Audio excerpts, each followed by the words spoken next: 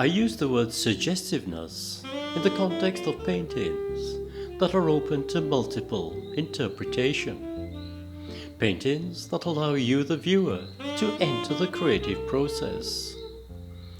When watercolors are allowed freedom, they add their own contribution to the art of suggestion.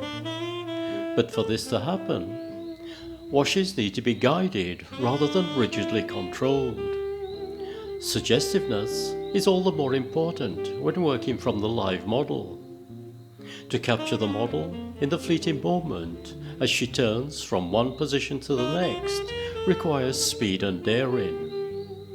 A sketch that expresses an idea in a few strokes has more life than a carefully finished painting, but the artist's skill in suggestion has to be matched with the viewer's ability to take hints.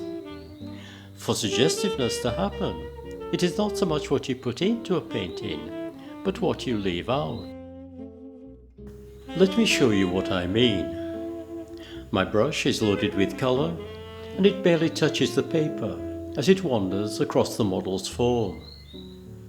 I begin with the light passages, and then allow the subsequent darker tones to intermix, right there on the paper.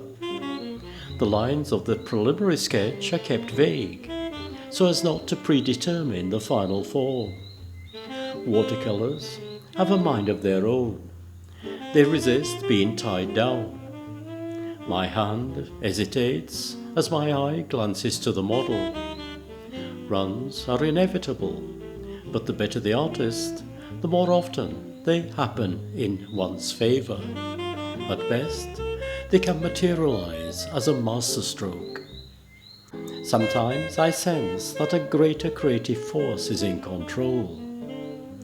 You are seeing the painting emerge as only the artist sees it, in the brief moments of creation. The wet colours are alive, but as they dry, they lose their distinctive bloom. Smooth paper and the drawing board placed at an angle allows the paint to flow down the page. The art of suggestiveness can equally apply to landscapes and portraits, but for me the figure predominates.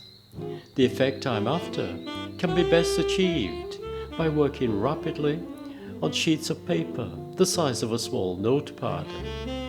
It is the loose ends of a modelling session, jotted down on scraps of paper, that make my day.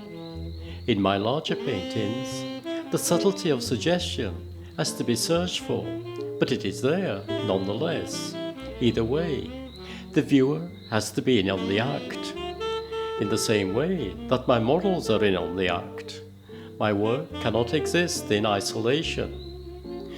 The demonstration that follows further explores the art of suggestiveness. My task is to paint 70% of the picture. You can exercise your own creative vision to complete the rest.